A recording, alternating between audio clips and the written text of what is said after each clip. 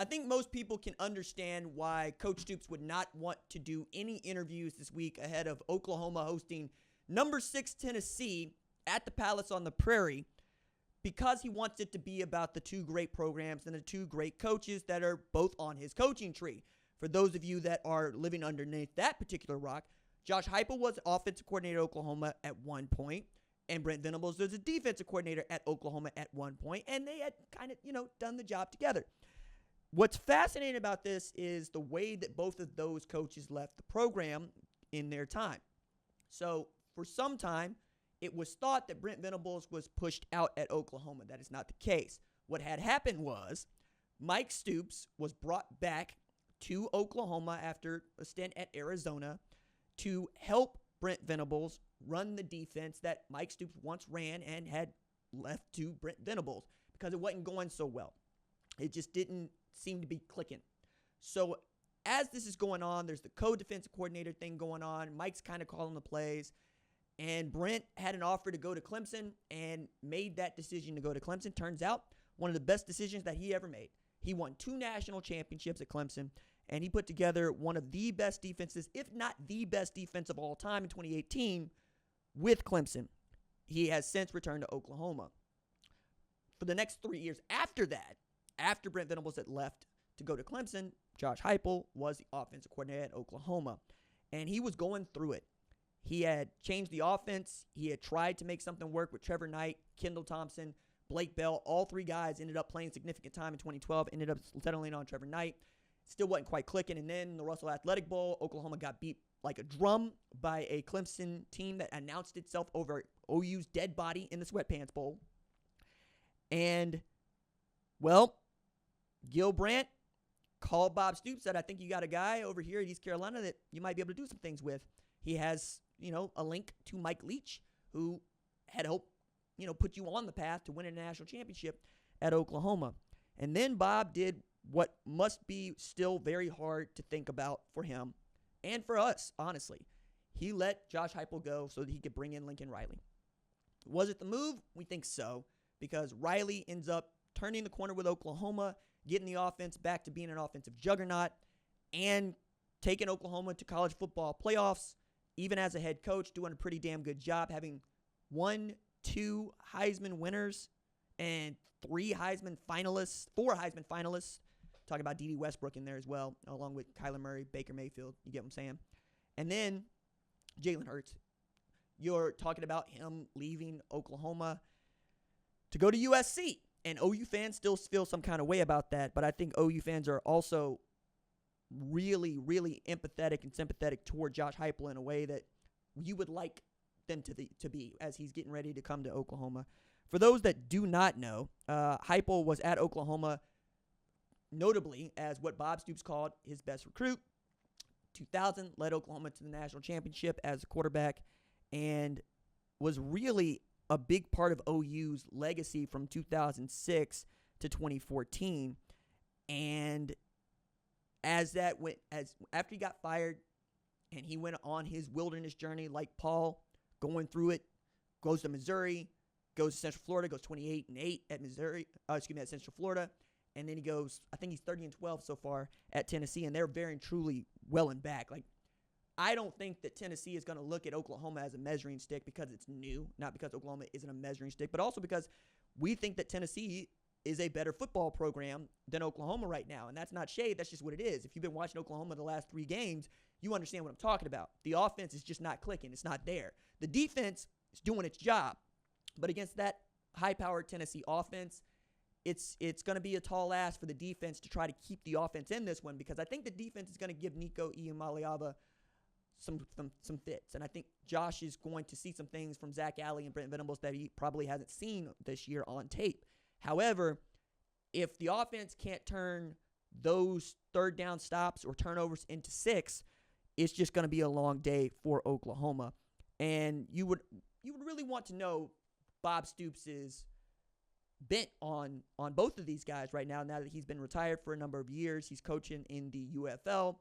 He even did a stint on the desk for Big Noon at Fox, where I work. But him putting out this memo on his Twitter account really kind of sums up his feeling. I have great respect for both coaches. I'm grateful for their great work here at OU. You know, Brent as a coach here, 13 years, including national championship in 2000. Remember, Bob went on the plane with Joe C. and President Harris to go recruit Brent back to Oklahoma. That was the guy. Josh, of course, national championship quarterback, and 10 years coaching for Bob Stoops. Both of those guys combined 23 years coaching for Stoops. I've said he is the MVP of all my recruits because he's the catalyst that gets us started in 99. And for those of you who don't know, Bob Stoops had Adrian Peterson, Sam Bradford, Jason White, Gerald McCoy, Tommy Harris. We keep going on this is what I'm saying. But the thing that I think people are going to get focused on is Bob Stoops just didn't use the spell check before he sent his note that he had screen capped and posted to the Twitters. He misspelled Josh Heupel's last name. It's Heupel, not Huepel. And I know that there's a number of people that have descended on that grammatical spelling mistake. I get it. I understand. But if you're reading a slight into that, I would ask you not to. I think whatever transpired between them and whether or not they talk and whether or not they're cool is between them and not necessarily something Bob Stoops needs to answer for or Josh Heupel needs to answer for because, frankly, one of those guys is retired. One of those guys is going to be in the box. One of those guys just got done watching his son play ball at Oklahoma. The other guy is trying to win a national championship, you know, and that goes for Oklahoma as well if we're really being honest about it. That's how we measure winning. And in this year where it seems like Texas is stolen a march on Oklahoma, being the number one team in the country, being many people's favorite to win the SEC championship and at very least appear in the SEC championship game, Oklahoma's trying to get something back, and this win, or I should say a win for Oklahoma against Tennessee would go a long way toward, oh yeah, okay, so the Red River Shootout is absolutely going to be for a place in what we think is the SEC championship and a place in the college football playoff, like it should be every year if we're being honest about this. Along with Ohio State, Michigan, Texas A&M, Alabama, Auburn, really, I mean, we're talking about one of the great rivalries in all of college football each and every year. I think Notre Dame and USC is kind of sort of a tier below, but that's because they've never been in a conference before, and Notre Dame will never be in a conference. I also think there's some intra-conference rivalries like in the SEC, like Tennessee versus Alabama. That's a big deal. And rates, obviously. The world's largest outdoor cocktail party between Georgia and Florida, that rates. But this OU Texas thing is just different.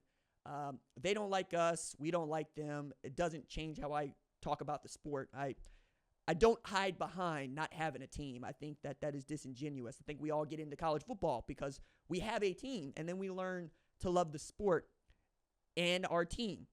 And I think because the sport takes more than it gives, and as far as wins and losses, it can feel like, people aren't talking enough about what's going on in the sport, but that's not what this show is. The show is about college football, and I happen to be an Oklahoma fan, and people know that about me, and that's how I approach the show.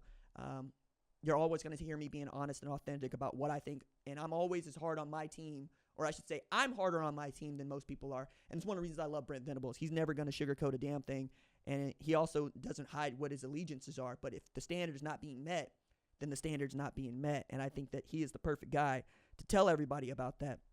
I'm also looking at what this means in the macro, not just Bob Stoops and whatnot, and we'll probably get into this on the live show that we do on Tuesday night at 7 p.m. Eastern Standard Time, and if you don't subscribe to the show, please consider subscribing to the show. We go do live shows after Saturday's games at 11 p.m. Eastern Standard Time. We do another live show on Sunday at 7 p.m. Eastern Standard Time right before you get into that primetime NFL game. And then we come back on Tuesday and kind of reset going into this week.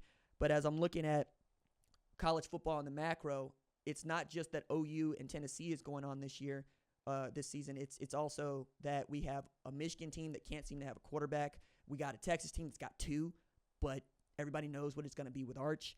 And that's even in a week where Alabama and Georgia don't play. We still got quite a bit to talk through, and I'm excited about it. So if you like the show, please consider subscribing to the channel.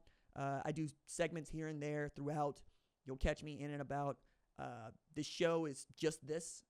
This is what you see. This is what you get. don't do TV, right? The show has been going on for long enough that there are 108,000 of us, which is wild.